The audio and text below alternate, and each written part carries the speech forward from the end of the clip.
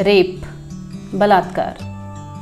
अजीब नहीं लगता अब सुन के? ना डर लगता है, ना घबराहट होती है, ना चिंता होती है। क्यों? बहुत नॉर्मलाइज कर दिया हमने, हर जगह ही तो हो रहा है। सेम जैसे कोरोना स्टार्टिंग में आया था, 100-200 केसेस आते थे, मास्क लगाते थे, बाहर नहीं निकलते थे, दरवाज़ा बंद रखते थे, दरवाजे भी सैनिटाइज करते थे। नहीं नहीं नहीं, बहुत ख़तरनाक चीज़ है। सेम चीज़ वैसे ही रेप के साथ, जब शुरू में हमें जैसे निर्भया का हुआ था या और भी जो बहुत ही ज़्यादा हाईलाइट हुए केसेस, बहुत हैवानियत जिनमें थी, वो सुन के हमें बहुत डर लगा। लेकिन आजकल तो हर जगह हो रहा है, इसलिए ज़्यादा फ़र्क नहीं पड़ता। जब तक अपने घर में नहीं होता, चाहे कोरोना हो चाहे रेप हो, फ़र्क नहीं पड़ता। जब तक अपनी बेटी, अपनी बहन, अपनी बहू, अपनी बीवी के साथ नहीं होता, फ़र्क नहीं पड़ता। और बलात्कार सिर्फ एक तरह का नहीं होता है, बहुत तरह का होता है। कुछ तरह के बलात्कार तो ऐसे हैं जो कभी दर्ज ही नहीं होते, जिनको बलात्कार माना ही नहीं जाता, लेकिन जिसके साथ हो रहा होता है उसको पता होता है, उसकी आत्मा का बलात्कार हो रहा होता है। एक बार मैंने एक लड़की से पूछा था कि क्या तुम मैरिड हो? वो मेरे ऑफिस में काम करती थी।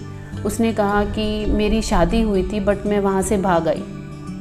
मैंने कहा शादी किससे हुई थी? उसने बताया कि एक NRI लड़का आया था कनाडा से और उसके माँ बाप ने कुछ पैसों के लिए उस लड़की को बेच दिया था। कहने के लिए वो शादी थी, लेकिन बेच दिया था। जैसे किसान, कुछ बिल्डर्स आते हैं, अपनी ज़मीन को अब कुछ पैसे के लिए उनको बेच देता है, वैसे ही आजकल लड़की भी उस ज़मीन के टुकड़े की तरह हो गई है।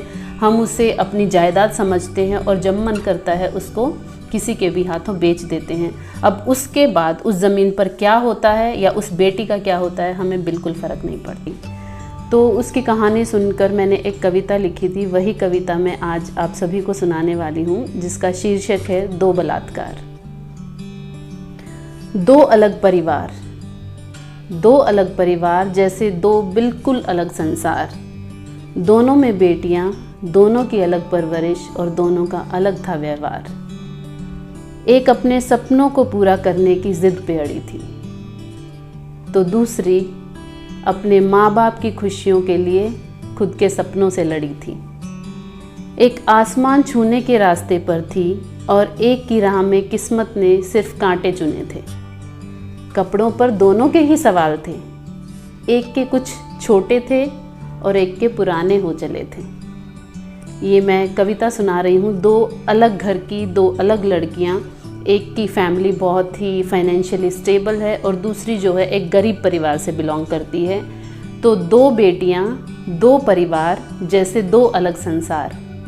दोनों की अलग परवरिश, दोनों के अलग सपने और दोनों का अलग था व्यवहार।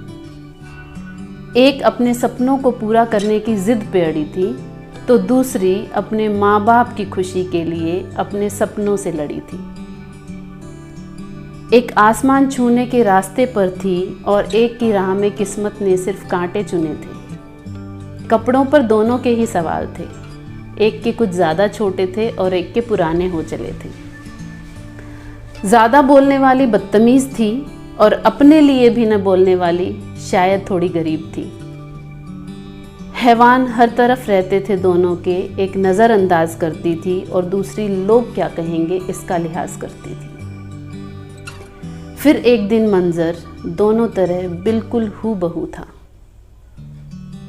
अलग परवरिश, कपड़े अलग, पर दोनों का एक सा हाल हो चला था। जिसका बलात्कार हुआ था उससे कोई शादी नहीं करना चाहता था और जिसकी शादी हो चुकी थी उसका हर रोज़ बलात्कार हो रहा था। जो बलात्कार हम देखते हैं नवजात लड़कियों के साथ या जो लड़कियां छोटे कपड़े पहनती हैं, हम अक्सर उनको ब्लेम कर देते हैं और कहते हैं कि शायद इसने छोटे कपड़े पहने थे या ये फ़ोटो ऐसी डालती है सोशल मीडिया पे या फिर ये ऐसे करती है, ये लड़कों से बात करती है इसलिए इसका बलात्कार हुआ। लेकिन कभी उस बलात्कार को देखा है जब एक माँ बाप खुद अपनी बेटी की शादी अपनी मर्ज़ी से एक ऐसे हैवान के साथ कर देते हैं जो किसी दूसरे देश में जाकर उसको बेच डालता है।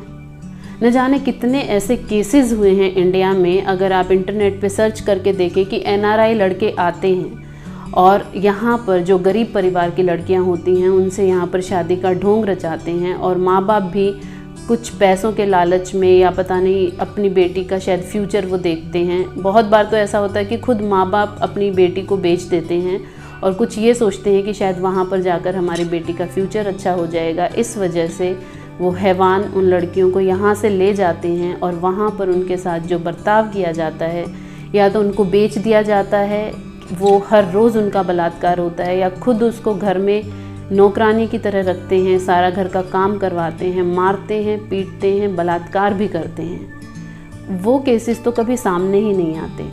तो अगर आज के बाद आपको आपके आसपास कोई ऐसा केस दिखाई देता है तो प्लीज़ आवाज़ उठाइए, क्योंकि ये चीज़ बहुत ज़्यादा मैंने देखी है। पंजाब में स्पेशली मैंने बहुत सारे लोगों के ऐसे किस्से सुने हैं कि वो लड़कियों को NRI आते हैं, लड़कियों को शादी करके ले जाते हैं और फिर वहाँ पर उनके साथ जानवरों जैसा व्यवहार किया जाता है। तो वो भी किसी की बेटी है। जब तक अपनी बेटी के साथ कुछ गलत नहीं होता, ज़रूरी नहीं कि तब तक आप अपना मुंह बंद रखें। हर लड़की इंसान है, तो इंसान होने का दर्जा तो एटलीस्ट उसको दे दिया जाए।